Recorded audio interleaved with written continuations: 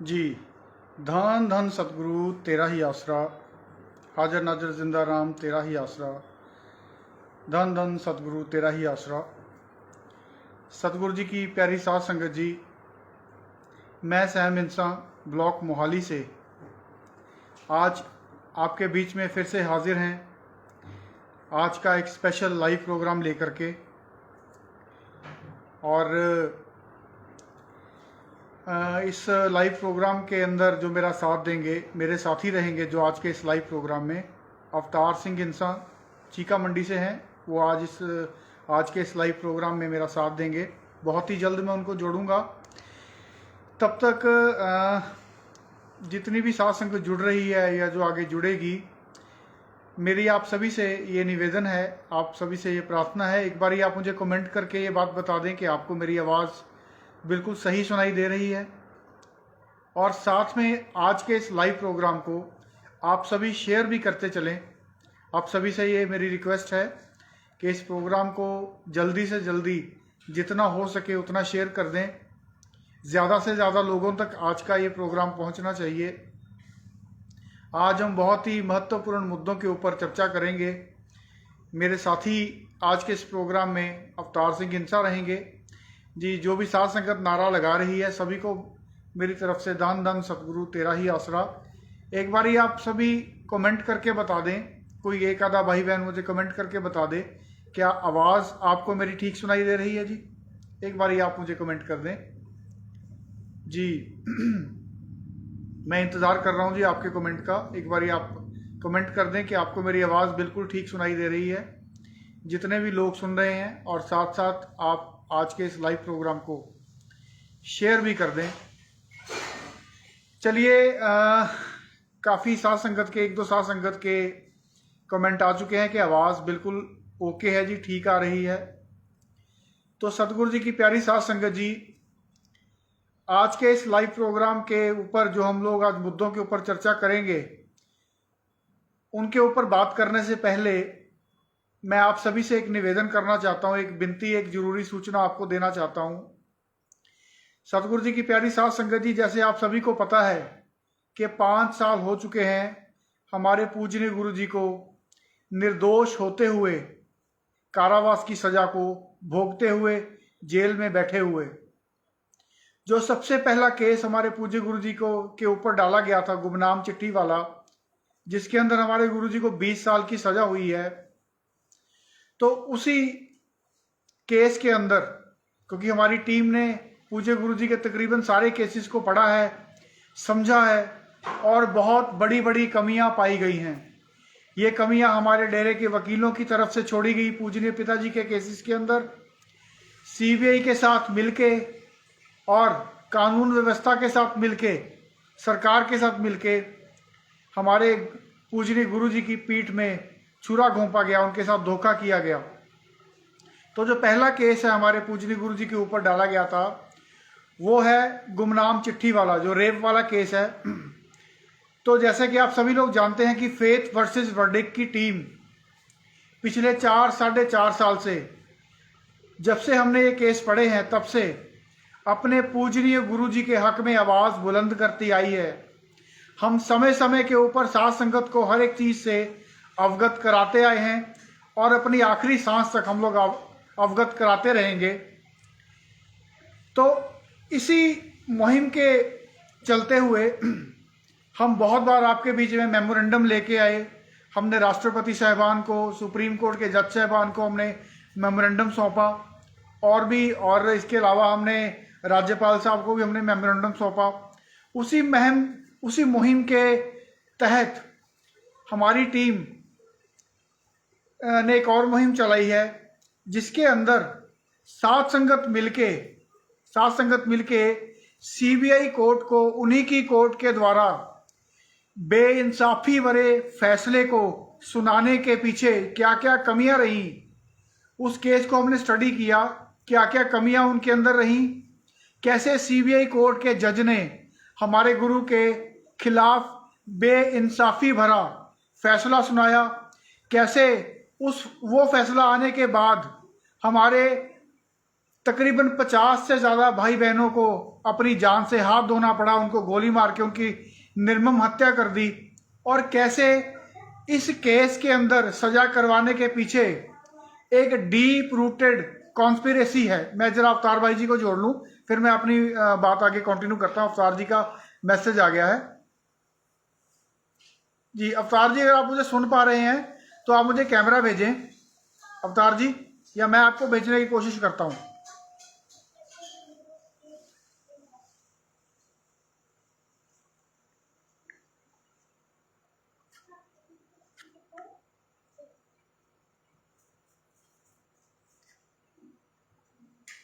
अवतार जी, अगर आप मुझे सुन पा रहे हैं तो आप मुझे कैमरा भेजें। मैं आपको जोड़ लूंगा। मैं आपको सर्च में ढूंढ नहीं पा रहा हूं। तो मैं बात कर रहा था साथ संगत जी के कैसे हमारे गुरुजी के खिलाफ बहुत ही गहरी साजिश रची गई, कैसे हमारे गुरुजी के ऊपर झूठे इल्जाम लगा के उनको जेल में भेजा गया।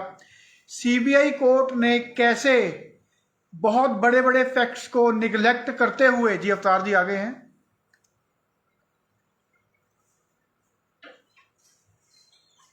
जी, अवतार जी को जोड़ने की मैं कोशिश कर रहा हूं जी। अवतार जी को जोड़ रहा हूं। कैसे सीबीआई कोर्ट ने बहुत बड़े फैक्ट्स को करके हमारे गुरुजी को जेल में फंसाया, उनको झूठी सजा सुना दी गई। जी अवतार जी, धन धन सतगुरु तेरा ही आसरा। आपका बहुत बहुत स्वागत है आज के स्पेशल लाइव प्रोग्राम में।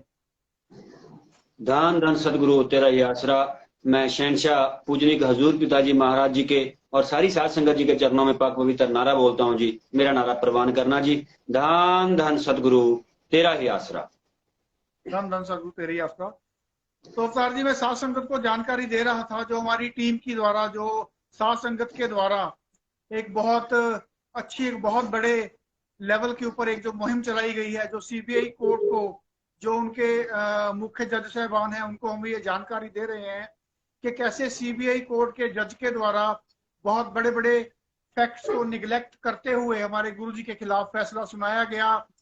कैसे बहुत एक भी सबूत, जिस केस के अंदर एक भी सबूत मतलब विक्टिम के खिलाफ ना हो, फिर भी उस केस के अंदर फैसला खिलाफ आ जाए। ये सारी चीजें हमारी टीम ने एक मुहिम चलाई है। एक पेपर के ऊपर ये सारी चीजें लिख के हम ये कोर्ट के ध्यान में लाने की हमने एक मुहिम चलाई है, जो कि हमारी टीम और साध संगत मिलके ये सारी चला रही है। साध संगत जी, तो जितने भी लोग आज इस लाइव प्रोग्राम को सुन रहे हैं, मेरी आप सबसे ये निवेदन है, आप सबसे रिक्वेस्ट है कि जो भी अपने गुरु के प्रति वफादारी निभाने की इस मुहिम में, जो भी इंसान ये चाहता है कि हमारे पूजनीय गुरु जी जल्दी निर्दोष साबित हो और हमारे बीच में आए और इस मुहिम में साथ देना चाहते हैं, तो वो कभी भी मुझे या अवतार जी को कांटेक्ट कर सकते हैं। हम वो पूरा जो हमने लिखा हुआ है,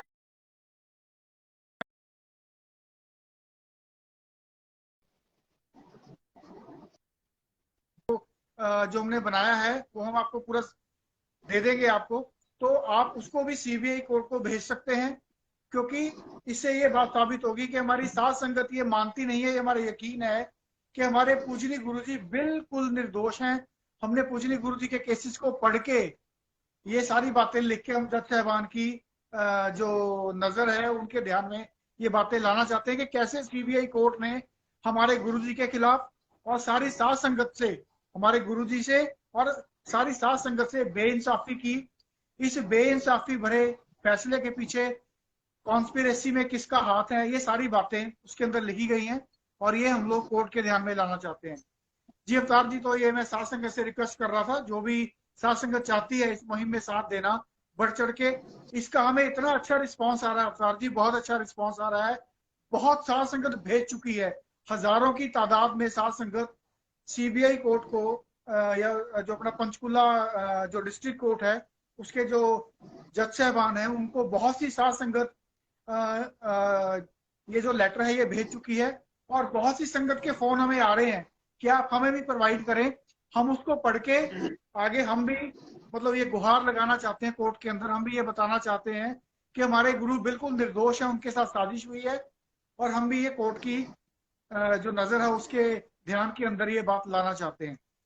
तो अवतार जी, आज का ये जो स्पेशल लाइव प्रोग्राम रखा गया है, जिसके अंदर हम लोग एक खास मुद्दे के ऊपर चर्चा करेंगे। जैसा कि आज के इस लाइव प्रोग्राम का टाइटल है कि पहले सतगुरु से हमारी जुदाई हो गई। पहले हम लोग वो सतगुरु जिसको हम लोग इतना प्यार करते हैं, जिसके साथ साथ संगत ये वादे किया करती थी कि आपके बिना हम लोग एक घंटा भी जिंदा नहीं रह सकते। पहले तो साजिशकर्ताओं ने साजिश रची, हमें सतगुरु से जुदा कर दिया।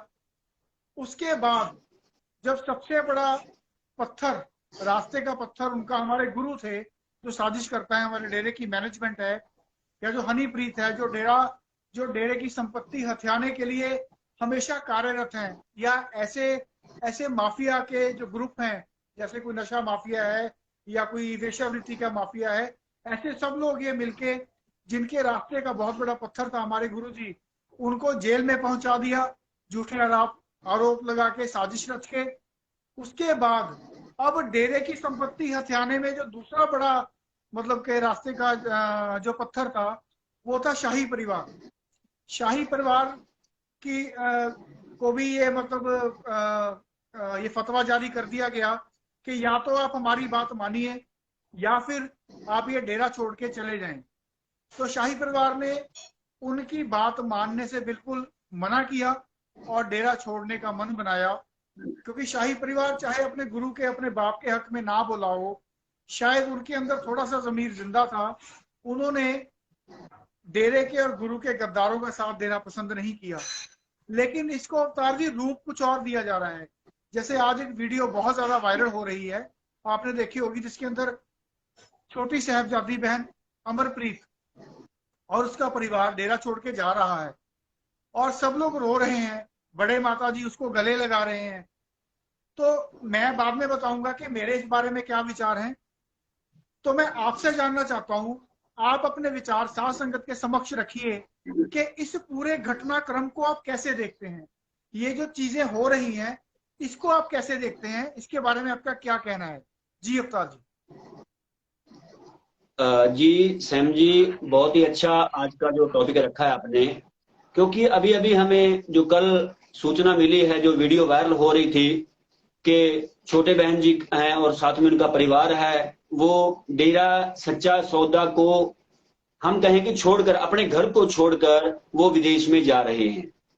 तो हम तो जो फेथ वर्सेस वर्डिक्ट की जो टीम है, वो तो बहुत ज्यादा पहले से ही ये मैसेज संगत को लगाती आ रही है। डॉक्टर मोहित जी ने तो कई बार लाइव में बोला था, बहुत बार बता भी दिया था कि साथ संगत जी, अब फतवा जारी हो चुका है हनीप्रीत की तरफ से, मैनेजमेंट की तरफ से, कि अब शाही परिवार को यहां से, डेरा सच्चा सौदा में से, उनके घर में से उनको निकाला जाएगा। लेकिन कोई भी साथ संगत पहले इसके ऊपर यकीन करने को राजी ही नहीं थी। वो बोल रहे थे कि शायद फेथ वर्सेस वर्डिक्ट की जो टीम है वैसे झूठ बोल रही है, ऐसा कुछ होने वाला नहीं है। लेकिन जो ही कल हमने वो वीडियो देखा, तो वो वीडियो देखकर एक बार तो, चाहे कुछ भी है, हम कह ले कि एक बार तो कलेजा मुंह को आता है। जब वो छोटे बहन जी बड़े माता जी की, पूजनी बड़े माता जी को जब गले से लगकर वो रो रहे हैं, तो वो सीन देखने मतलब देखा नहीं जाता, कलेजा मुंह को आता है, बहुत दिल फटता है अंदर से कि आखिर ये हो क्या रहा है। और दूसरी तरफ देखिए, अगर हम बात करें मैनेजमेंट की, तो सबसे पहले इन लोगों ने साजिशें रचकर, हनीप्रीत ने और पूरी मैनेजमेंट ने साजिशें रचकर हमारे शहनशाह पूजनीक हजूर पिताजी महाराज जी को यहां से निकाल दिया और जेल भिजवा दिया। दूसरे नंबर पर फिर जो डेरे की चेयरपर्सन है बहन विपासना, उनको इन लोगों ने निकाल दिया। तीसरे नंबर पे अब जो इनके मुख्य रूढ़ा था इनके रास्ते का, अब शाही परिवार था। तो अब धीरे धीरे करके शाही परिवार को भी ये लोग अब निकाल रहे हैं डेरे से। और साथ संगत जी, सैम जी, यहाँ पर एक बार साथ संगत को और बता दें, अब ये मत समझिए कि ये छोटी बहन ही जा रही हैं, छोटी बहन जी नहीं जा रहे, बल्कि धीरे धीरे करके एक एक करके सारा परिवार अब जाएगा। क्योंकि अगर ये इकट्ठे भेजते हैं पूरे परिवार को, तो साथ संगत हो सकता है भड़क जाए, हो सकता है कि इनके ऊपर कोई सवाल जवाब ज्यादा उठ जाए। तो इसलिए वो वन बाय वन करके पूरे परिवार को ही बाहर भेजने का जो प्लान है इन लोगों ने बना लिया है। तो सैम जी, यहाँ पे कुछ लोग कमेंट भी कर रहे थे, बहुत सारे अभी भी लोग हैं जो कहते हैं कि जी नहीं जी, वो तो उच्च शिक्षा के लिए जा रहे हैं, जब कोई परिवार बिछड़ता है तब ऐसे ही रोता है। ऊंची शिक्षा के लिए, बच्चों की ऊंची शिक्षा के लिए जा रहे हैं। तो इसके बारे में आप साथ संगत को क्लियर कर दें कि ऊंची शिक्षा के लिए कैसे जा रहे हैं। जी जी सैम जी।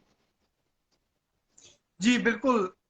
पहली बात तो, अगर ये बात बहुत ज्यादा आजकल कमेंट आ रहे हैं कि आप ये वीडियो देख के आप अपने आप को संभाल के रखें, आपने किसी काल के नुमाइंदे के पीछे नहीं लगना। उनके काल के नुमाइंदे का मतलब है हमारी टीम को बोल रहे हैं वो, उनके अंदर दम नहीं है। बिल्कुल अवतार जी, एक मैं यहाँ पे बात कहना चाहता हूँ कि हम लोग जिसको बोलते हैं शरेआम बोलते हैं, हम बोलते हैं हनीप्रीत बिल्कुल अपने गुरु की गद्दार है, हम बोलते हैं पूरी मैनेजमेंट ये अपने गुरु की गद्दार है। ठीक है, अगर शाही परिवार अपने बाप के, अपने गुरु के हक में नहीं बोला तो हमने उसको खुल के उनका नाम लिया। तो पहली बात, अगर आपने कोई बात बोलनी होती है, मैं आईटी विंग वालों से ये बात कहना चाहूंगा कि अगर आपने कोई बात बोलनी होती है तो कालजा रखा करो, कलेजा रखा करो, शरेआम नाम लेके बात बोलने का। वरना कुएं में ईंट फेंकने का कोई फायदा नहीं है कि आप काल के नुमाइंदों के पीछे ना लगें। ये हमें बोलते हैं काल के नुमाइंदे, चलो ये तो वक्त बताएगा कौन काल के नुमाइंदे हैं और कौन दयाल का नुमाइंदा है। तो पहली बात, मैं यहाँ पे साध संगत के ध्यान में एक बात लाना चाहता हूँ कि एक शिष्य के लिए गुरु का हुक्म सबसे बड़ा होता है। अगर ये बात उड़ाई जा रही है कि शाही परिवार अपने गुरु से इजाजत लेके अपने बच्चों को पढ़ाने के लिए बाहर जा रहा है, तो जब इजाजत लेके जा रहा है तो फिर रोना किस बात का, रोना किस बात का, वो रोते क्यों है। और दूसरी बात अवतार जी, शायद साध संगत ये बात भूल रही है कि हमारे पूजनीय गुरु जी का सपना क्या था। हम अगर ये सो बिल्कुल कॉल्ड मैनेजमेंट जो अपने आप को गुरु का भगत बोलती है, अगर ये वाकई गुरु जी के हर सपने को सच करने की मेहनत में लगी हुई है, तो हमारे गुरु जी का ये सपना था। याद कीजिए, जब एमएसजी इंटरनेशनल स्कूल का उद्घाटन हमारे गुरु ने किया था, तब उन्होंने उस स्कूल बिल्कुल के बारे में वचन क्या किए थे। उन्होंने वचन किए थे कि ना हम बाहर जाएंगे ना ही जाने देंगे, हम तो बाहर वालों को भी यहाँ पे बुलाएंगे। उन्होंने ये वचन किए बिल्कुल थे कि इसके जो हमारे स्कूलों की शिक्षा इतनी उच्च स्तरीय होगी कि यहाँ के तो यहाँ के लोग, बल्कि फॉरेन से भी लोग यहाँ पे शिक्षा प्राप्त करने आएंगे। और उसके बाद बिल्कुल अगर मैनेजमेंट की हम लोग बात करें, अगर हम लोग मैनेजमेंट की बात करें तो मैनेजमेंट संगत के अंदर दुहाई क्या देती है।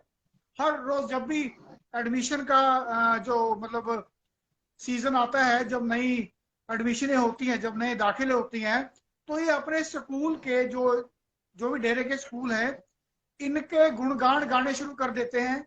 देखो जी, हमारे फलाने बच्चे ने टॉप किया, हमारे फलाने बच्चे ने गेमों में गोल्ड मेडल लिया, नेशनल लेवल पे जीत के आए, इंटरनेशनल लेवल पे जीत के आए। तो साथ संगत जी, आप एक बात सोचिए, अगर हमारे डेरे के स्कूल वाकई इतने अच्छे हैं और हमारे पूजनीय गुरु जी का ये वचन था कि हम ऐसे स्कूल, ऐसी शिक्षा आपको देंगे कि फॉरेन से लोग यहाँ पे पढ़ने आएंगे, तो एकदम से सडनली ऐसा क्या हो गया कि शाही परिवार, उस गुरु का अपना परिवार, जो गुरु ये बोलता था कि इस स्कूल के अंदर फॉरेन से लोग पढ़ने के लिए आया करेंगे, फॉरेन से लोग पढ़ने तो आना छोड़िए, उसी गुरु का परिवार अपने बच्चों को पढ़ाने के लिए विदेश क्यों जा रहा है। आखिर ऐसा बिल्कुल क्या है, आखिर ऐसा क्या है, ये बात सोचने की जरूरत है कि ऐसा क्यों हो रहा है।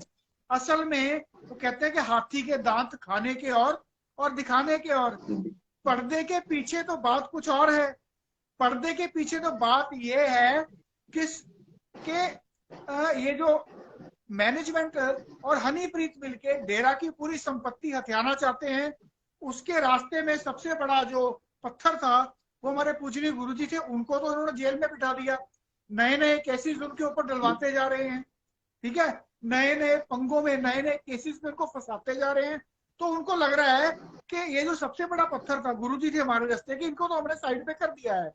उसके बाद जो दूसरा बड़ा पत्थर था वो उनके वंशज, वो थे गुरुजी का अपना परिवार, कि इनको भी रास्ते से हटाया जाए। लेकिन साथ संगत की इनको जरूरत है अवतार जी, साथ संगत की इनको जरूरत जी है। जी अगर साथ संगत के बिल्कुल सामने इनको लगता है कि अगर साथ संगत के सामने ये सच्चाई आ गई कि इनको डेरे से निकालने में हाथ हमारा है, तो साथ संगत हमें जुत्तियां मारेगी। जो हम लोग भीख मांगने जाते हैं ब्लॉक्स के अंदर, झोलियां फैला के हम लोग परमार्थ मांगने जाते हैं, सतगुरु का झूठा प्रसाद उनको खिला के, उनको केमिकल वाला प्रसाद खिला के हम अपने बस में कर लेते हैं। 5 रुपए की लिखी एक टुच्चू सी चिट्ठी को हम लोग 500 रुपए में बेचते हैं और अपने पास से वचन बना के संगत को वर्गला लेते हैं, अपने फायदे के लिए यूज करते हैं। तो वो हम कैसे करेंगे? अगर संगत हमारे खिलाफ हो गई तो जब इलेक्शंस आते हैं तो उन इलेक्शन के अंदर हम नेताओं को इनका पूरा वोटों का बैंक दिखा के हम पैसा कैसे लूटेंगे? हम अपने जो हमारी इच्छाएं हैं वो हम उनको कैसे पूरा करेंगे? तो ये चीज इनके मन में है कि संगत की तो हमें हमेशा जरूरत है और संगत तो इनके पीछे लगी हुई है। संगत कभी भी डेरा की संपत्ति हथियाने के रास्ते में मैनेजमेंट का रोड़ा नहीं है। इसलिए ये संगत के सामने पर्दा पहनाया जा रहा है कि संगत को ये बोला जा रहा है कि पूजनिक गुरु जी से छोटे छोटे बच्चों को फॉरेन में ले जाके पढ़ाई करने का आशीर्वाद लेके ये लोग जा रहे हैं। अभी हम लोग कोई बेवकूफ तो है नहीं है, वी आर वेल एजुकेटेड। आप भी अच्छे पढ़े लिखे हैं, मैं भी अच्छा पढ़ा लिखा हूँ, इमिग्रेशन की थोड़ी बहुत नॉलेज तो मैं भी रखता हूँ, आप भी रखते हैं। छोटे छोटे बच्चों को फॉरेन में पढ़ाने के लिए कौन लेके जाता है? जबकि आपके डेरे के स्कूल इतने शानदार हैं, आप खुद ही दावा करते हो ना। मैनेजमेंट अगर सुन रही है या साथ संगत जो अपने बच्चों, एक मिनट अवतार जी, मैं एक सेकंड में अपनी बात पूरी कर लूं। साथ संगत जो डेरे के स्कूलों में अपने बच्चों को पढ़ाने की सोच रही है या जिन्होंने अपने बच्चों को डेरे के स्कूलों में डाल रखा है, जरा ध्यान से सोचिए कि यहाँ से साबित होता है अगर ये शाही परिवार इनके कहने के मुताबिक वाकई पढ़ने के लिए विदेश जा रहा है तो ये स्कूलों की पढ़ाई, डेरे के स्कूलों की पढ़ाई बिग जीरो हो चुकी है, बिग जीरो। आपने अपने बच्चों का फ्यूचर दांव पे लगा रखा है। अगर शाही परिवार खुद अपने बच्चों को यहाँ पे पढ़ाने के लिए राजी नहीं है तो साथ संगत को वर्गला के मैनेजमेंट उनसे पैसा क्यों लूटती है? उनके बच्चों को पढ़ाने के नाम पे उनको घटिया स्तर की पढ़ाई क्यों दी जा रही है? ये भी मेरा एक सवाल है। अवतार जी, आप कुछ कहना चाहते हैं? तो अंत में मैं ये बात कहना चाहूंगा कि साथ संगत जी, हाथी के दांत खाने के कुछ और हैं और दिखाने के कुछ और हैं। पर्दे के पीछे की बात वो है जो हमने आपको बताई, लेकिन ये आपके आगे पर्दा डाल रहे हैं कि पूजनी गुरु जी से हुक्म लेके जा रहे हैं। तो ये आपकी बात का जवाब है अवतार जी। अवतार जी, आप कुछ कहना चाहते हैं? जी जी सैम जी, बहुत सारे लोग ये भी कमेंट कर रहे थे कि हाँ कुछ देर के लिए परिवार जा रहा है और वो वापस भी आ जाएंगे। तो मैं उन सभी साथ संगत से, उन सभी भाई बहनों से ये पूछना चाहता हूं कि जब कोई उन्होंने मान लो शाही परिवार ने वापस आना है तो कोई अपना घर बेच के थोड़ी जाता है। तो शाही परिवार ने जो अपनी जो कोठियां हैं उन्होंने सेल के ऊपर क्यों लगाई? वो अपनी कोठियों को बेचने की कोशिश क्यों कर रहे हैं? तो इससे शरेआम जाहिर होता है कि शाही परिवार को यहां से अपनी प्रॉपर्टियां बेचकर और वहां पर पक्के तरीके से ही शिफ्ट किया जा रहा है ताकि वो यहां पे वापस ना आ सके। और दूसरे नंबर पे यहाँ जी सैम जी, यहाँ जो पोल खुल रही है, आपने अभी बात की कि गोभी राम की चिट्ठियों की जो पोल बड़ी अच्छे तरीके से खुल रही है, वो कैसे? क्योंकि हर चिट्ठी में, तकरीबन हर एक चिट्ठी में लिखा आता था कि शाही परिवार भी एक है और हनीप्रीत भी एक है, जिम्मेवार भी एक हैं, मिलकर रहें, प्रेम प्यार से रहें। तो उस गोभी राम की लिखी हुई उस चिट्ठी की अब पोल यहाँ पे खुल रही है। अब हम देख रहे हैं कि बड़े माता जी हैं, छोटी बहन जी के साथ कैसे गले मिलकर वो रो रहे हैं, एक दूसरे के साथ दुख साझा कर रहे हैं। तो वहां पर भाई स्मिथ जी खड़े हैं, पूरा परिवार खड़ा है, लेकिन वहां पर ना तो हनीप्रीत है, ना ही डेरे का कोई बड़ा जिम्मेवार प्रबंधक वहां पे आपको दिखाई दे रहा है।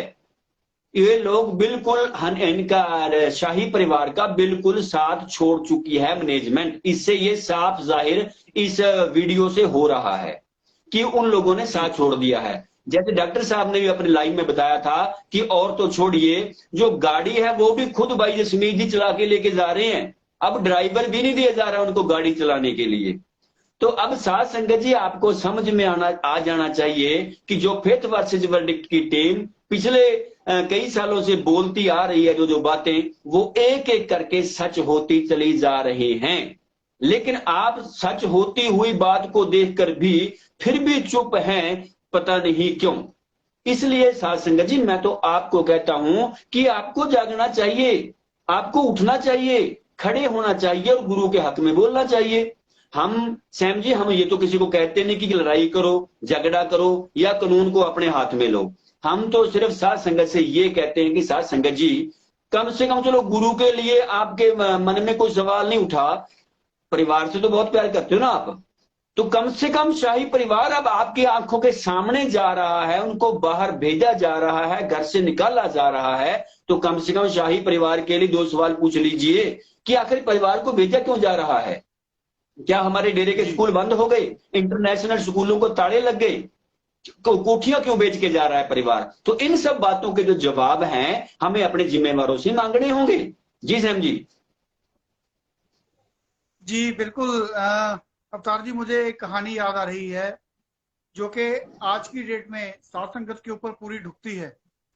मेरे को वो पूरी तरीके से वो कहानी तो याद नहीं है, लेकिन अगर किसी को बुरा लगे तो मैं माफी चाहूंगा। लेकिन मुझे लगता है कि आज आज जब आपका गुरु गया, जब आपका गुरु आपको छोड़ के गया, तब तो हमने मान लिया कि किसी को नहीं पता था कि साजिश गुरु को भेजने के पीछे हमारी खुद की मैनेजमेंट की साजिश है। हमें भी 6 महीने बाद, साल बाद पता लगा जब हमने गुरु जी के केसेस को पढ़ा। लेकिन शाही परिवार आज डेरा छोड़ के जा रहा है। आपके गुरु का परिवार, जिसको हम लोग शाही परिवार बोल रहे हैं, वो आज डेरा छोड़ के जा रहा है। फिर भी आपका जमीर नहीं जाग रहा है। तो इसमें हम हम क्या करें? हम मतलब अपने आप को बड़ा बेबस महसूस करते हैं कि इतने सबूत साथ संगत के सामने रख दिए, इतनी हर चीज होने से पहले ही फेथ वर्सेस वर्डिक्ट की टीम आपको आगाह कर देती है।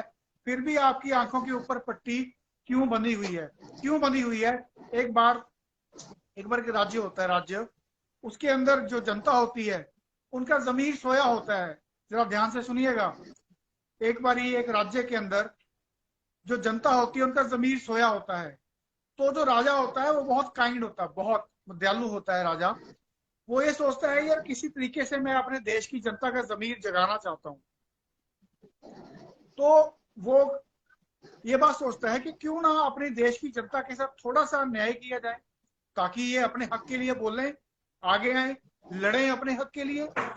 तो वो क्या करता है, वो 10 से 15 लोगों को हायर करता है और ये बोलता है कि सबको तूने डेली लाइन में लगाना है, और एक इंसान को, एक बंदे ने 10 से 15 बार एंटर मारना है कि शायद कोई अपने हक के लिए बोले। तो हुआ क्या अवतार जी, बड़ी हंसी वाली बात है कि अगर आप किसी के जमीर को जगाने की कोशिश करो तो आप नहीं जगा पाते, तो मालिक सतगुरु ही कर सकता है।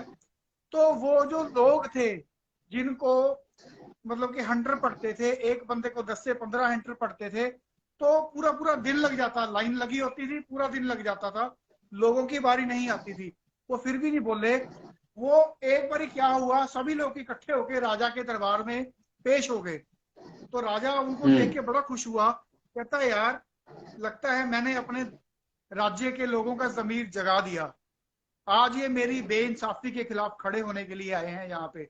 लगता है मैं अपने आज तो बोलेंगे इस बोलेंगे। एम के अंदर कामयाब हो गया। लेकिन उसको दुख तब हुआ जब वो लोग बोले कि राजा साहब, आपने जो बिना मतलब की हमें ये सजा दी है, एक बंदे को 10 से 15 हेंटर आप लगवाते हो, हमें मंजूर है, आप मार दीजिए। लेकिन हम आपसे ये विनती करने के लिए आए हैं कि आप कृपया हेंटर मारने वाले लोगों की गिनती बढ़ा दें। हमें लाइन में लगने से पूरा पूरा दिन हमारा वेस्ट हो जाता है। मतलब जमीर उनका फिर भी नहीं जगा। वो राजा के दरबार में इकट्ठे हुए ये बात कहने के लिए कि आप जो हमारे ऊपर जुल्म कर रहे हैं वो हमें मंजूर है, लेकिन जुल्म करने वालों की गिनती बढ़ा दें। तो कहीं ना कहीं अवतार जी यही हाल आज साध संगत का हो चुका है। पहले अपना गुरु गया, उसके लिए हमारी टीम जागी, केसेस को स्टडी किया, सारे सबूत हमने लोगों के सामने रखे, लेकिन फिर भी इनका जमीर नहीं जागा। हमने इनको ये बात लगती रही कि शायद हम लोग गद्दार हैं, हम लोग मैनेजमेंट के खिलाफ बोलते हैं, हम डेरा सच्चा सौदा की संगत को तोड़ना चाहते हैं, हम डेरा विरोधी लोग हैं, इनको लगा। लेकिन ऐसा एक बार नहीं, बहुत बार हो चुका है कि काम होने से पहले ही हमारी टीम साध संगत को आगाह कर देती है। तो जैसे आज शाही परिवार डेरा छोड़ के जा रहा है, फेथ वर्सेस वर्डिक्ट की टीम ने पहले ही इसके बारे में भी बता दिया था, लेकिन फिर भी आज चंद लोग जो असल में डेरे के गद्दार हैं, असल में आईटी विंग के लोग हैं जो गद्दार हैं, वो साध संगत को ऐसा पर्दा डाल के उनको वर्गला रहे हैं कि ये तो पढ़ने के लिए बाहर जा रहे हैं, इसलिए रो रहे हैं। जब कोई अपना घर छोड़ के जाता है तो ऐसे रोता है, लेकिन साध संगत जी पर्दे के पीछे की कहानी कुछ और है। तो आप वो जनता बनिए जो मालिक के दरबार में पेश हो, उससे सद्बुद्धि मांगे, और जो लोग आपके ऊपर जुल्म कर रहे हैं उन जुल्म करने वाले लोगों के खिलाफ आप अपनी आवाज बुलंद करें। हमारी टीम आपका साथ देने के लिए हमेशा तैयार है। हमारी टीम समय समय पे जरूरी कदम उठाती आई है, उठाती थी और उठाती रहेगी। अब भी जैसे मैंने आपको बताया, हम लोग सीबीआई कोर्ट को जरूरी जानकारियां दे रहे हैं कि किन केसेस के, जैसे केस के अंदर क्या क्या कमियां रही, उन सारी कमियों को मतलब के बेध्यान करते हुए जज ने साजिश के तहत फिर भी हमारे गुरुजी के खिलाफ सजा सुना दी। तो आइए आप ऐसी मुहिम के साथ जुड़िए, आप जुल्म के खिलाफ आवाज उठाइए। जैसे अवतार जी ने ये बात बोली कि हमने किसी के साथ जाके हाथों वाली लड़ाई नहीं करनी, हमने अपनी आवाज को बुलंद करना है, हमें अपने सतगुरु के प्रति अपनी वफादारी निभानी है, हमें अपने गुरु के शिष्य होने का फर्ज अदा करना है। आज हमारा गुरु 5 साल से जेल में है, 5 साल से हमने उसको कभी देखा नहीं, कभी उसकी आवाज नहीं सुनी, उसके क्या हालात हैं हमें कोई इल्म नहीं है। यहीं पर नहीं रुके साजिश करता हनीप्रीत और मैनेजमेंट के लोग, यहीं पर नहीं रुके। आज आपके गुरु के परिवार को, जिनको आपने आंखों पे बिठाया, उनको भी डेरा छोड़ने के लिए मजबूर कर दिया गया है। तो आप जागिए, आप और कब जागेंगे? आप वैसी जनता ना बने जो जुल्म करने वाले के सामने खड़े होकर ये बोले कि आप जुल्म करने वाले और बढ़ा दें। आप जुल्म के खिलाफ आवाज उठाएं, फिर ही कुछ होगा। करने को हमारा सतगुरु एक पल में सब कुछ कर सकता है, लेकिन वो चाहता है कि मेरे शिष्य कुछ करें, क्योंकि वो जाता हुआ ये बात बोल के गया था, मैं नहीं बोलूंगा, अब मेरे बच्चे बताएंगे कि मैं क्या चाहता हूं। तो साध संगत जी आपको जागना होगा। इसके बाद अवतार जी अगर आप इस मुद्दे के ऊपर कुछ कहना चाहते हैं तो आप कहें। इसके बाद हम लोग थोड़ी सी चर्चा करेंगे गुमनाम चिट्ठी के जो फैक्ट्स हैं उसके ऊपर, 15-20 मिनट उसके ऊपर लेंगे। जी अवतार जी। जी सैम जी, बिल्कुल सही कहा आपने। देखिए, हमारी भी शाही परिवार के साथ हमदर्दी है, हम भी उनकी रिस्पेक्ट करते हैं, लेकिन हम उनके साथ उनकी बेइज्जती करना हमारा कोई मकसद नहीं है। हमारा मकसद है उनसे सवाल पूछना, हमारा मकसद है उनके भी जमीर को जगाना। चलो, हो सकता है कि यहाँ पर शाही परिवार किसी दबाव में हो, किसी प्रेशर में हो, कोई राजनीतिक प्रेशर उनके ऊपर डाला जा रहा हो या उनको डराया धमकाया जा रहा हो, लेकिन ये उम्मीद करेंगे हम पूजनीक हजूर पिताजी महाराज जी की रहमत से आशा करते हैं कि हो सकता है शाही परिवार वहां पर जाकर इनकी आंखों से ओझल होके वहां पे दूर बैठ के हो सकता है गुरु पिताजी के हक में कोई आवाज उठाने की कोशिश करे, उनके लिए 2 लफ्ज बोल दे। तो हम ये आशा करेंगे शाही परिवार से। लेकिन एक जो मुझे लगता है बहुत दुख है सैम जी इस बात का, कि शाही परिवार का भी कहीं ना कहीं अपना भी एक कारण है कि वो उनके साथ ये हाल आज हो रहा है। ये क्यों हो रहा है? मैं यहाँ पे कहना चाहूंगा कि छोटी सी एक सलाह देनी चाहूंगा शाही परिवार को कि हमारे सतगुरु शहंशाह हजूर महाराज जी ने ये लॉकेट, इंसान का लॉकेट जब पहनाया था तो खुद का खून खुद यहाँ पर पिन मारकर पूज्य हजूर पिताजी ने टच किया था और कहा था कि हम अपना खून लगा रहे हैं और ये सुरक्षा कवच आपको दे दिया। तो हम देखते हैं, तस्वीरों में भी देखते हैं, जो ये वीडियो वायरल हो रही है इसमें भी देखते हैं, तो बहन जी, छोटे बहन जी ने भी लॉकेट नहीं डाला हुआ। भाई जसमीत जी है, वो लॉकेट नहीं डालना देखा कभी उनको।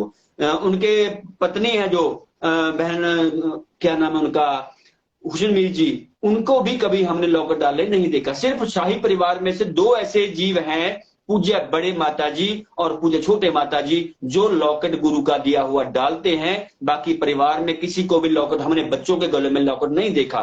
तो सैम जी, यहाँ पे मैं एक बात बतानी चाहूंगा कि जब इंसान गुरु के वचन तोड़ता है तो उसके साथ कैसे घटनाक्रम होता है।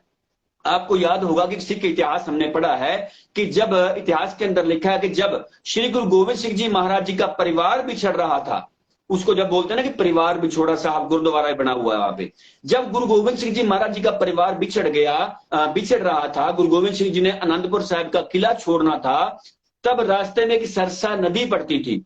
तो वो नदी पूरे उफान पे थी, वहां पे उसमें पानी बहुत ज्यादा था।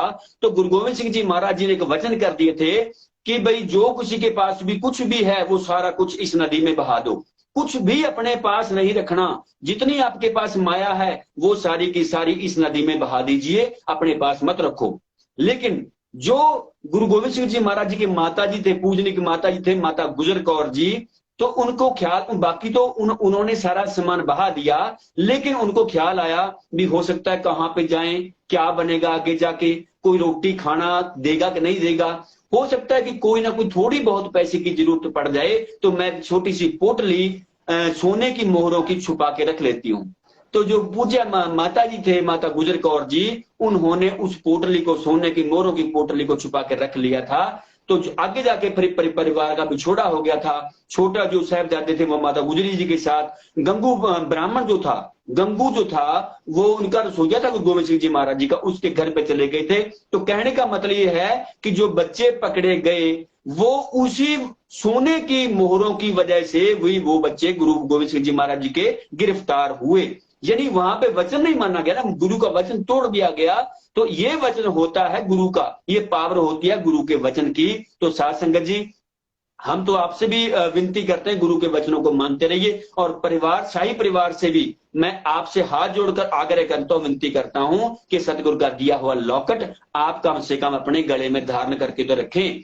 चलो हो सकता है आपके ऊपर राजनीतिक प्रेशर हो सकता है किसी प्रकार का और प्रेशर हो, लेकिन लॉकेट डालने के लिए तो आपके ऊपर कोई प्रेशर नहीं डाल सकता। तो कम से कम आप गुरु पिताजी के वचन मानते हुए ये लॉकेट अपने गले में जरूर धारण करें। जी सैम जी, जारी कीजिए आगे। जी अवतार जी, अभी शाही परिवार डेरा छोड़ के जा रहा है।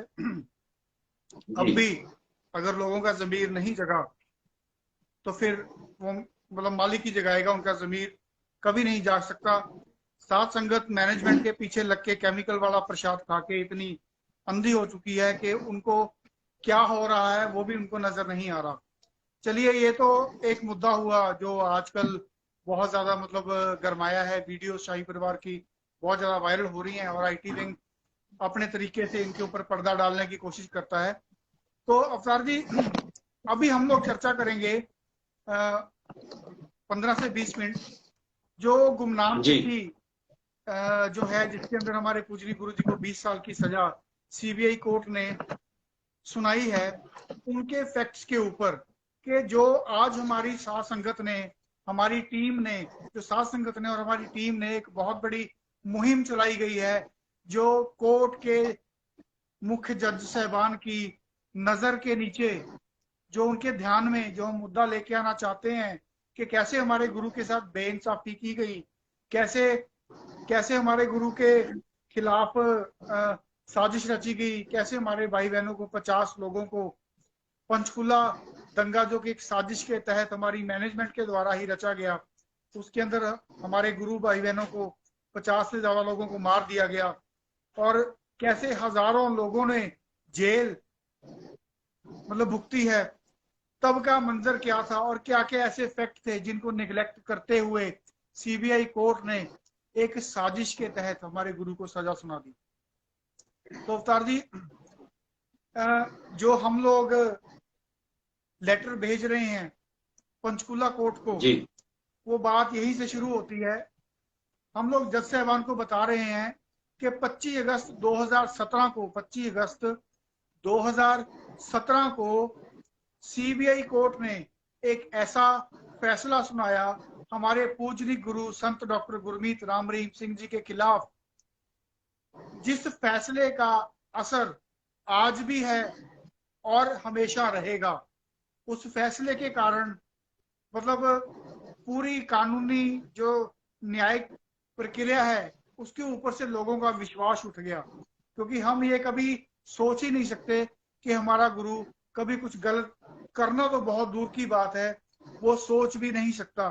तो उसके अंदर हम लोग एक दो ऐसे फैक्ट्स हैं जो मैं, जैसे आप भी इस केस की पूरी जानकारी रखते हैं, आपने जो पीएएल इसी केस के अंदर लगाई गई है, जिसके अंदर हम लोगों ने हाई कोर्ट को ये बातें बताई हैं कि क्या क्या साजिश हुई, कैसे पूरा डिटेल में हमने बताया। तो मैं चाहूंगा कि आप 5 मिनट के अंदर आप जरा उन केसेस की जो जिनको निगलेक्ट करके जज साहबान ने कानून को ताक पे रखते हुए, भारतीय न्यायिक प्रणाली को ताक पे रखते हुए हमारे गुरु के खिलाफ और साध संगत के खिलाफ बेइंसाफी भरा फैसला सुनाया है। क्या क्या ऐसी चीजें थी, क्या क्या ऐसे तथ्य थे जिनको अगर हमारे डेरे के वकील जज साहबान के आगे रखते तो आज हमारे गुरु हमारे बीच में होते। अगर ईमानदारी से हमारे डेरे के वकील केस लड़ते, आज हमारे बीच में होते।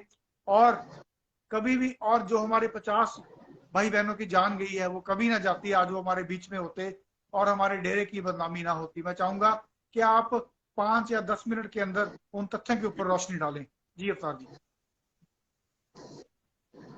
जी सैम जी, वैसे तो मैं कोशिश रहेगी हमारी कि एक दिन स्पेशल ही इस गुमनाम चिट्ठी वाले केस को हम दोबारा बोलेंगे, लाइव के अंदर स्पेशल मुद्दा लेंगे। लेकिन आपने कहा है कि 5 मिनट में इसके जो मेन मेन टॉपिक्स हैं, जो मेन मेन फैक्ट्स हैं कि होना क्या चाहिए था और हुआ क्या, वो मैं आपको शॉर्टकट में रख देता हूं आज, क्योंकि समय हमारे पास कम है तो शॉर्टकट में हमने बात रखनी है।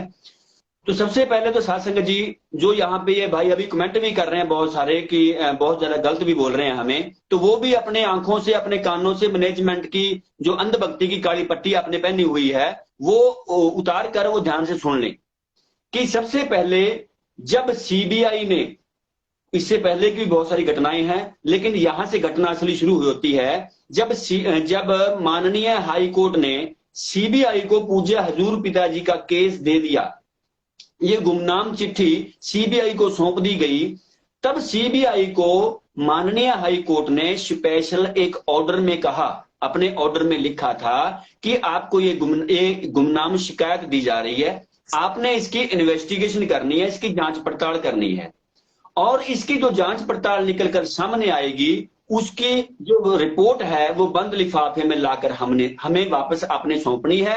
लेकिन आपने एक चीज का ध्यान रखना है कि आपने किसी प्रकार की कोई भी कार्रवाई अपनी तरफ से नहीं करनी। अब ध्यान में ये ध्यान रखने वाला पॉइंट है सैम जी, बहुत बड़ी बात है ये कि आपने किसी प्रकार की कोई कार्रवाई नहीं करनी। ये माननीय हाई कोर्ट ने अपने ऑर्डर में बात कही थी सीबीआई को, लेकिन अब सीबीआई क्या करती है, सीबीआई उस चिट्ठी को लाके किसी भी एक अक्षर के ऊपर सीबीआई ने इन्वेस्टिगेशन की ही नहीं, क्योंकि जैसे गोपी राम की लिखी हुई चिट्ठियां आज आ रही हैं ऐसे ही उनको पता है, इनको मालूम है कि ये भी चिट्ठी हमारे द्वारा लिखी हुई है। तो उन्होंने क्या किया, एक भी फैक्ट्स के ऊपर, एक भी लाइन के ऊपर कोई इन्वेस्टिगेशन नहीं हुई और उसकी जब इन्वेस्टिगेशन नहीं हुई तो उसकी रिपोर्ट क्या सौंपी जाएगी माननीय हाई कोर्ट को। और उसके बाद इन लोगों ने क्या किया, आज तक भी सैम जी उस लड़की का या उस लड़के का कोई भी है जो चिट्ठी लिखने वाला है लड़की के रूप में, उसका आज तक भी नहीं पता चल पाया कि वो चिट्ठी लिखने वाली आखिर महिला है कौन। उसका आज सीबीआई ने खुलासा ही नहीं किया किसी प्रकार से। तो क्या फिर इसका मतलब यह है कि वह कागज के टुकड़े के साथ बलात्कार हो गया। और दूसरे नंबर पे सीबीआई ने उस लड़की को नहीं ढूंढा जो ये लिख रही है कि मेरे साथ ये हो गया, बल्कि सीबीआई ने 2 लड़कियां खुद अपने ही पल्ले से अपनी ही तरफ से खड़ी कर ली पूज्य हजूर पिताजी के खिलाफ, जो ये कह रही हैं कि हमारे साथ गलत काम हुआ। अगर आपके साथ उनको सवाल उठाना चाहिए था कि अगर आपके साथ गलत काम हुआ है तो फिर आपने शिकायत दर्ज क्यों नहीं करवाई। आपको शिकायत दर्ज करवानी चाहिए, एफआईआर दर्ज करवानी चाहिए, अपना मेडिकल भी करवाना चाहिए। तो ऐसा इन लोगों ने कुछ भी नहीं किया, ना उनका मेडिकल है ना कोई शिकायत दर्ज करवाई, सीधा आके गुरुजी के केस में गुमनाम चिट्ठी वाले में खड़ी हो गई, हमारे साथ ये गलत काम हुआ है। और 15 टोटल गवाह जो पेश किए गए हैं पूज्य हजूर पिताजी के खिलाफ इस मुकदमे में, वो 15 के 15 गवाह सैम जी, उनकी गवाही बनती ही नहीं है। वो गवाह बिल्कुल फर्जी हैं, बिल्कुल झूठे हैं, बिल्कुल नकली हैं। हम उनको सिरे से नकारते हैं, उनके ऊपर कांटा लगाते हैं, चैलेंज भी करते हैं साथ में कि वो 15 के 15 गवाह गवाही दे ही नहीं सकते, सारे गवाह फर्जी किए हुए हैं। अब जो इसका निचोड़ निकल के आता है साथ संगत जियो, अब सबसे पहले तो यहां माननीय हाई कोर्ट के आदेश की उल्लंघना करी सीबीआई ने। सबसे पहला पॉइंट ये है कि माननीय हाई कोर्ट का ऑर्डर था कि आपने कोई भी एक्शन नहीं लेना, तो सीबीआई ने हमारे पूज्य हजूर पिताजी के खिलाफ किस प्रकार से एफआईआर दर्ज कर दी। सबसे पहला सवाल डेरे के वकीलों ने यह उठाना था सीबीआई के ऊपर, जो कि नहीं उठाया। दूसरे नंबर पर उनको पूछना चाहिए था कि इसकी जो गुमनाम चिट्ठी वाली शिकायत है, इसकी जो इन्वेस्टिगेशन रिपोर्ट कहां पे है। कोई इन्वेस्टिगेशन रिपोर्ट इसकी नहीं है। क्यों? उसके बाद ये उठाना चाहिए था मुद्दा कि आपने जो गवाह पेश करे हैं पूज्य हजूर पिताजी के खिलाफ, वो सारे के सारे गवाह फर्जी हैं। तो इन लोगों ने, हमारे जो डेरे के वकील हैं साध संगत जी, इन लोगों ने कुछ भी नहीं किया, कोई भी ऐसा सवाल नहीं उठाया। जो जो सीबीआई कहती चली गई, जो जो सीबीआई करती चली गई, वो सारी की सारी बातें हमारे के डेरे के वकील एज इट इज मानते चले गए। बल्कि खुद डेरे की मैनेजमेंट गुमनाम चिट्ठी को सच साबित कर रही है। सैम जी, जो गुमनाम चिट्ठी है ना, उस जी गुमनाम चिट्ठी को खुद हमारी डेरे की मैनेजमेंट सच कर रही है। वो हम अगले लाइव में मुद्दा में हम बताएंगे आपको कि पूरे डिटेल में कैसे। तो कहने का मतलब ये है, जी अब सैम जी साथ संगत को हम ये बता दें कि आप क्या उम्मीद लगाओगे। आप सोच के देखिए, ऐसे कौन से वकील हैं जो हाई कोर्ट के अंदर 4-5 साल मुकदमा लड़ने के बाद भी ये बोल दे कि हमने तो जी केस ही नहीं पढ़ा अभी तक। लानत ऐसे वकीलों के ऊपर, लानत ऐसी मैनेजमेंट के ऊपर जिन्होंने ऐसे वकील किए। तो ये जो वकील कर रखे हैं, गर्ग नरवाना हो, हरीश छाबड़ा है, एरा वगैरह, नथु खैरा, जो भी इन लोगों ने किए पूज्य हजूर पिताजी के लिए, जो वकील इन लोगों ने किए, वो आगे से सवाल ही नहीं उठा रहे हैं। तो मैं पूछना चाहता हूं मैनेजमेंट से, तो क्या वो पूज्य जो पिताजी के लिए वकील किए गए हैं, वो बोल नहीं रहे हैं, कुछ भी आगे से सवाल नहीं उठा रहे हैं, क्वेश्चन पुट नहीं कर रहे हैं, तो क्या वो पशुओं को चारा डालने के लिए रखे गए हैं? 4-4 साल मुकदमा लड़ने के बाद भी कह रहे हैं कि हमने केस नहीं पढ़ा। तो लांत न डाली जाए ऐसे वकीलों के ऊपर। और जो 1 साल लगातार रंजीत मर्डर केस में पूज्य हजूर पिताजी को सजा हुई है, लगातार 10-11 तारीखों के ऊपर डेरे का कोई वकील पेश नहीं हुआ। जज ने खुद स्टेटमेंट निकाली थी, जज ने खुद कहा था अखबार में कि अब डेरे के वकील क्यों नहीं आ रहे, क्योंकि सीबीआई ने अपनी पूरी बहस कर ली थी, कंप्लीट कर ली थी। बचाव पक्ष को बुलाया गया था कि आप आके बहस कीजिए। तो डेरे के वकीलों ने, साथ संगत जी, जिन लोगों ने मैनेजमेंट के खोपे चढ़ा रखे हैं, आंखों पे और कानों के ऊपर काली पट्टियां चढ़ा रखी हैं, वो सुनिए आपकी डेरे की मैनेजमेंट ने और वकीलों ने क्या किया है। लगातार पेश नहीं हुए, 1 साल तकरीबन गुजरने को हो गया। 10-12 तरीके कब पढ़ेंगी? कोई 2 महीने के बाद तरीक आती है, कोई महीने के बाद, कोई 3 महीने के बाद, तो साल सवा साल का समय हो जाता है। तो जज साहब ने, सैम जी, खुद कहा था अखबार में कि आप क्यों नहीं रहे डेरे के वकील बहस करने के लिए। तो डॉक्टर मोहित जी ने भी, हमारी फेथ वर्सेस वर्डिक्ट की टीम ने मुद्दा उठा दिया था। जब ये मुद्दा उठा, तब वो हमारे डेरे के वकीलों ने लिख के दे दिया कि मेरे को तो जी कोरोना हो गया, मैं तो आ ही नहीं सकता। तो सबसे पहले तो सैम जी, जो ये कहते हैं, ऐसे झोलियां फैला फैला कर मांगते हैं कि 14 वकील खड़े किए हुए हैं, हमने पूज्य पिताजी के लिए ये किया हुआ है, टीम खड़ी की हुई है। लांत ऐसी टीम के ऊपर वकीलों के। एक वकील है, वो भी बोल रहा है कि मेरे को कोरोना हो गया, मैं आ नहीं सकता। पूज्य हजूर पिताजी वाले केस में बोल रहा है कि मैं जा नहीं सकता, मेरे को कोरोना हो गया। लेकिन किसी अगले ही दिन किसी और दूसरे केस में वो वकील जाके वहां पे केस लड़ रहे हैं। तो फिर ऐसे वकीलों के लानते ना डाले तो, और लड्डू पेड़े तो नहीं हम खिला सकते, और फूलों के हार हम ऐसे वकीलों के गले में कभी नहीं डाल सकते। तो सैम जी, शॉर्टकट में बात इतनी है कि हमारे डेरे के वकीलों ने, हमारी डेरे की मैनेजमेंट ने सीबीआई के साथ मिलकर पूज्य हजूर पिताजी के साथ ये सारी जितनी साजिशें हुई है, हमारी डेरे की मैनेजमेंट ने वकीलों के साथ मिलकर, सीबीआई के साथ मिलकर पूज्य हजूर पिताजी के साथ रची हैं। इस बात के हमारे पास पुख्ता सबूत हैं, हर एक बात का हमारे पास पुख्ता सबूत है। मैं ये मुद्दा भी 1-2 दिन में स्पेशली गुमनाम चिट्ठी वाला जो केस है वो खोलने की कोशिश करूंगा, स्पेशली रखेंगे हम, और वो सारे के सारे जो प्रूफ है वो भी हम दिखाएंगे लाइव के अंदर। तो श्याम जी, आप आगे जारी कीजिए जी। जी जी जी, बिल्कुल बिल्कुल। तो साथ संगत जी, आपने थोड़ा सा ब्रीफ में सुना कि कैसे सीबीआई कोर्ट के जज साहबान ने पूज्य गुरु जी के केस के अंदर तथ्यों को निगलेक्ट करते हुए, हमारे गुरु जी को बेकसूर होते हुए भी एक रेप केस के अंदर एक साजिश के तहत सजा सुना दी। और एक एक एक एक ऐसा दाग लगा दिया जो आने वाले समय में शायद ही कभी मिट सके, ना ही सिर्फ हमारे गुरु जी के ऊपर, हमारी साथ संगत के ऊपर भी। आज भी हमारी माता बहनों को सीबीआई के इस झूठे और घोर मतलब अन्याय वाले फैसले के कारण बहुत से टॉन्ट दुनिया में सहने पड़ते हैं। क्या बहुत सी साथ संगत जो सुन रही है, कि आपको कभी किसी ने नहीं बोला आपकी माँ के बारे में, आपकी बहन के बारे में, आपकी बीवी के बारे में, या किसी के बारे में कि आप भी गुफा में जाते हो? ऐसी बातें हमारी माता बहनों को सुननी पड़ी हैं सिर्फ और सिर्फ सीबीआई कोर्ट के झूठे फैसले के कारण। ये सारी बातें हमने उस लेटर के अंदर लिखी हैं। आज आपके साथ ये बातों के में चर्चा करने का सिर्फ एक ही कारण है कि हम सीबीआई कोर्ट को क्या दे रहे हैं लेटर के अंदर। हम जो उसके मुख्य जज हैं उनके ध्यान में हम कौन सी बातें लाना चाहते हैं कि शायद ये दुनिया का पहला ऐसा केस होगा जिसके अंदर शिकायतकर्ता का पता ही नहीं है कि शिकायतकर्ता कौन है, कि जिसने हमारे गुरुजी के ऊपर रेप का इल्जाम लगाया वो लड़की आज तक सामने ही नहीं आई। पता ही नहीं किसका रेप हुआ है। इस दुनिया का पहला ऐसा केस है जिसके अंदर हमारे गुरुजी को सिर्फ ऐसे ऐसे अपराध के लिए सजा सुना दी गई जो जिसके साथ वो अपराध हुआ वो आज तक सामने नहीं आया। उसके बाद रेप केस, दुनिया का पहला ऐसा रेप केस है जिसके अंदर कोई भी मेडिकल रिपोर्ट नहीं है। दुनिया का पहला ऐसा केस है जिसके अंदर आरोप लगाने वाली दो वो लड़कियां हैं जिनकी ना तो कंप्लेंट रजिस्टर्ड की गई, ना ही उनके द्वारा कोई एफआईआर की गई।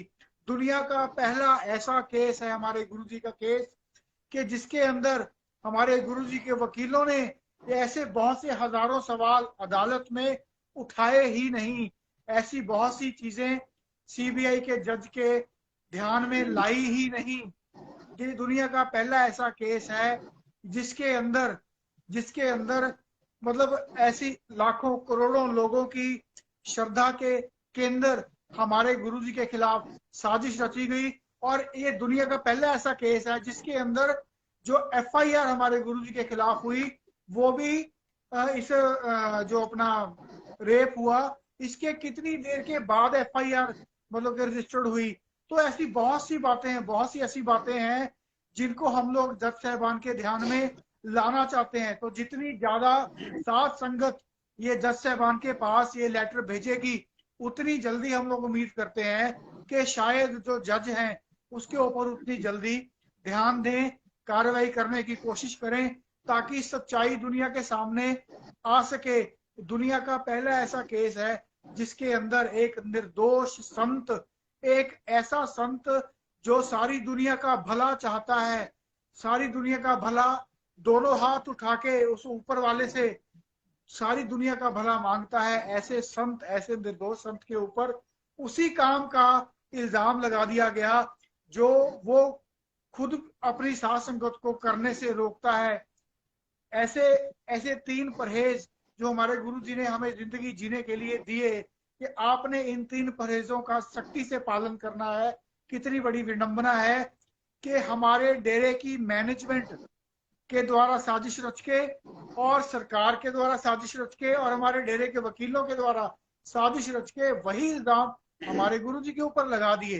तो ये सारी बातें हम लोग सीबीआई कोर्ट के जज साहबान जो हैं उनके ध्यान में लाना चाहते हैं कि इस बोगस केस के अंदर झूठी सजा सुनाने में आपके ही एक सीबीआई कोर्ट के जज का भी हाथ है।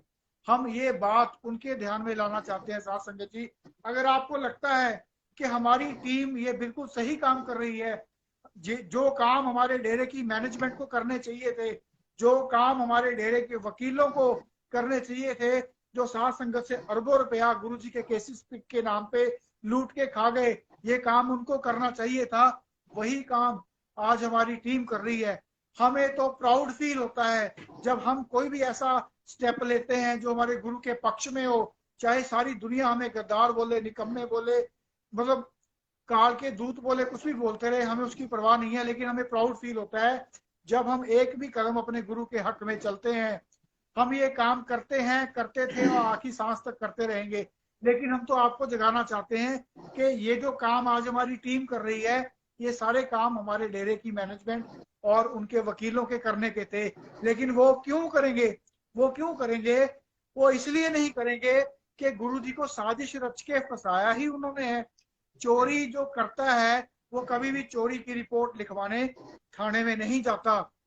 तो साध संगत जी, आप इस यज्ञ के अंदर आहुति डालिए, आइए अपने गुरु के साथ वफादारी निभाइए और इस मुहिम के अंदर हमारी टीम का साथ दें। जिस भी इंसान को, जिस भी भाई बहन को इस मुहिम के अंदर हमारी टीम का साथ देना है, अपने गुरु के शिष्य होने का फर्ज निभाना है, अपने गुरु के साथ वफादारी निभानी है, कल को हमारे गुरु जी आके जब स्टेज पे विराजमान होंगे तो अपने गुरु के आगे ऐसे गर्दन उठा के बैठना है कि जो हमसे बन पड़ा हमने किया। बिल्कुल। तो आइए इस मुहिम के अंदर आप हमारा साथ दीजिए।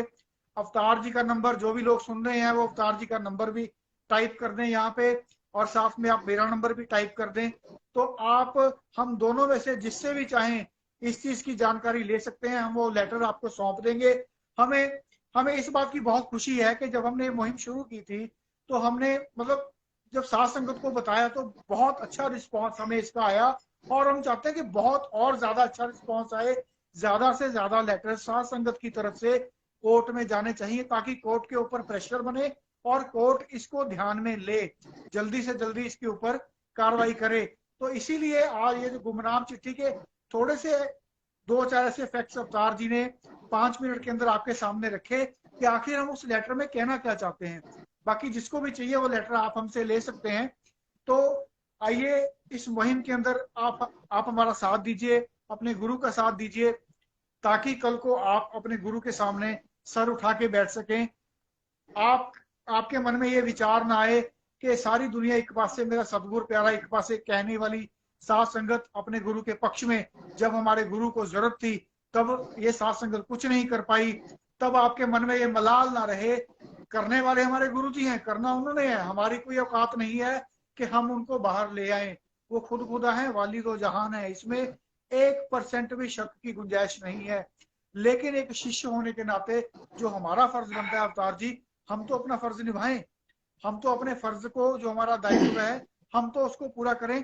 तो अंत में, आज के लाइव के अंत में मैं यही बात कहना चाहता हूँ कि आप हमसे संपर्क करें और बढ़ चढ़ के इस मुहिम के अंदर हिस्सा लें। बहन वीरपाल कौर जी, डॉक्टर मोहित गुप्ता इंसान, और दिल्ली साइड से संजीव झा जी, अवतार जी, मैं, तरसेम जी, आप किसी से भी चाहें तो आप इस मुहिम की जानकारी जहां से भी आपको आसान लगे आप ले सकते हैं। बस मेरी आप सबसे हाथ जोड़ के विनती है कि आइए इसके अंदर बढ़ चढ़ के हिस्सा लें।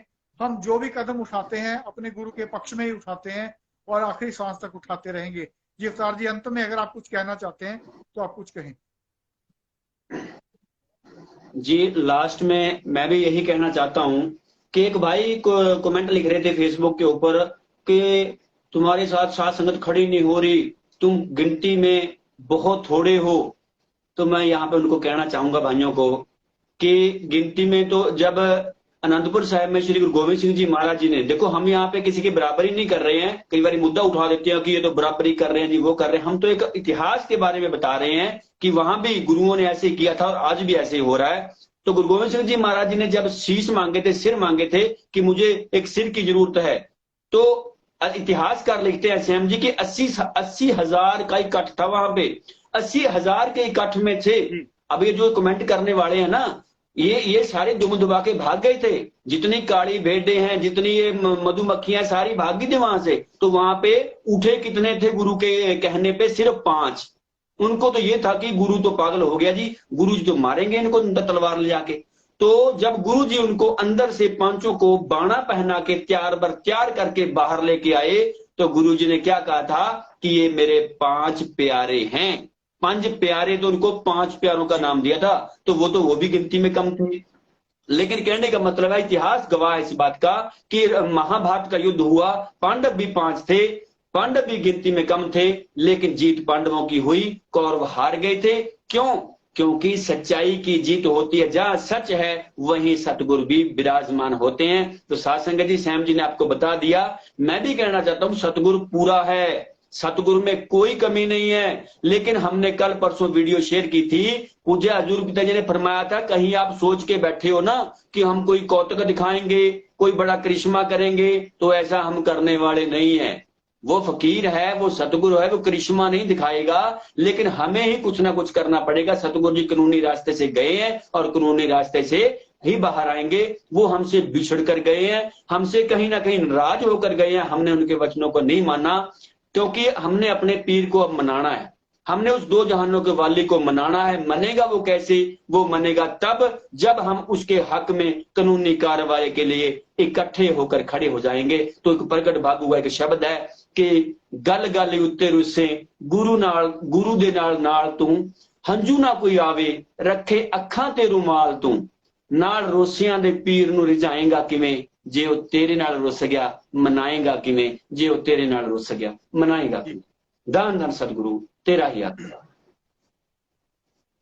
जी, तो अंत में मैं एक बार फिर से क्लियर कर दूं कि ये जो अवतार जी ने जो श्री गुरु गोविंद सिंह जी की साखी आपको सुनाई है, हमारा यहाँ पे किसी के साथ कोई भी मतलब कंपैरिजन करने का मतलब बिल्कुल भी नहीं है। ये तो हमने एक एग्जांपल दी है। यहाँ पे मैं एक और एग्जांपल दे देता हूँ कि जब इस देश को आजाद करने की लड़ाई लड़ी जा रही थी, तो आजादी की लड़ाई लड़ने वाले, तब ये कहा जाता है कि तब तकरीबन 25 से 30 करोड़ हमारे हिंदुस्तान की जनसंख्या थी। अवतार जी, आजादी तो सभी पाना चाहते थे, सभी चाहते थे कि हम लोग आजादी की खुली हवा में सांस लें, लेकिन उस आजादी को पाने के लिए जद्दोजहद करने वाले कितने लोग थे? चंद लोग थे जो आजादी की लड़ाई लड़ रहे थे, जिन्होंने अपनी कुर्बानियां भी दी। तो आज इतिहास में जब जब आजादी मिली वो तो सबको मिली, लेकिन इतिहास में उन लोगों का ही नाम अमर हुआ है जो आजादी की लड़ाई लड़ने के लिए आगे आए। तब अंग्रेज भी ये सोचते होंगे कि ये हमारा क्या बिगाड़ लेंगे, ये तो चंद लोग हैं जो अपने देश को आजाद करना चाहते हैं। लेकिन वो चंद लोगों ने ब्रिटिश कंपनी का साम्राज्य इस हिंदुस्तान से खत्म कर दिया। हुआ सब उस मालिक के हुक्म में ही है। तो हम भी अपने सतगुरु के सिपाही हैं, हम भी अपने सतगुरु के शिष्य हैं, चाहे हम लोग गिनती में थोड़े हैं। बात ये नहीं है कि हम लोग थोड़े हैं, चाहे हम लोग थोड़े हैं, लेकिन हमारे साथ हमारा सतगुरु खड़ा है। पांडव 5 थे और कौरव लाखों थे, लेकिन फिर भी जीत पांडवों की हुई, क्योंकि उनके साथ उनका भगवान श्री कृष्ण उनके साथ था। हमारा भगवान संत डॉक्टर गुरमीत राम रहीम सिंह जी इंसान हमारे साथ है। तो हमने कभी ये परवाह की ही नहीं कि हम लोग थोड़े हैं या ज्यादा हैं। हम तो एक ही चीज की परवाह करते हैं कि जो हमारे गुरु के प्रति हमारा फर्ज है वो हम निभाएं, साथ संगत को जागरूक करें, जो हमसे बन पड़ता है वो हम करें। ये सब काम हम करते थे, करते हैं, और हम हमेशा जब तक हमारे गुरु जी हमारे बीच में नहीं आ जाते हम लोग करते रहेंगे। तो आज के इस लाइव प्रोग्राम में आप सभी ने हमारा बहुत बहुत साथ दिया, हमें समय दिया। अंत में मैं सबका बहुत बहुत धन्यवाद करता हूँ। अवतार जी, आपका भी बहुत बहुत धन्यवाद। तो साथ संगत जी, जैसे गुमनाम चिट्ठी के ऊपर लाइव रखने के ऊपर अवतार जी एक दिन स्पेशल लाइव रखेंगे और आपको सारे तथ्यों को इसको डिटेल में जरूर समझाएंगे। वो दिन डिसाइड करके आपको बता दिया जाएगा। तो आज के इस लाइव प्रोग्राम में यहीं तक था, और अंत में आज के इस लाइव प्रोग्राम को समाप्त करने से पहले आइए हम लोग अपने सतगुरु के चरणों में एक श्रद्धा पूर्वक एक नारा लगाते हुए हम उनसे विनती करें कि सतगुरु दीनदयाल, जितनी जल्दी हो सके आप हमारे बीच में आ जाएं। बहुत देर होगी आपको गए हुए। हे हमारे सतगुरु दीनदयाल, हम आपके बिना नहीं रह सकते हैं। हमारी आपके पवित्र श्री चरणों के अंदर के बीच में यही विनती है कि आप जल्दी से जल्दी सुनारिया छोड़ के हमारे बीच में आ जाएं। धन धन सतगुरु तेरा ही आसरा। तो अंत में हम लोग अरदास लगा के आज के इस प्रोग्राम की समाप्ति करते हैं। धन धन सतगुरु तेरा ही आसरा। हे मालिक, तुझे इलाज है, अब बहुत हो गया, तू दया में रहमत कर। तेरे प्यार मोहब्बत के राह में हमें कोई तकलीफ ना आए। तू ऐसी रहमत बख्श और सबको सुमत दे। किसको किस तरह देनी है वो तू सब जानता है। जिसको जैसी देनी है वैसी दे, वह तेरी मर्जी। धन धन सतगुरु तेरा ही आसरा। धन धन सतगुरु तेरा ही आसरा।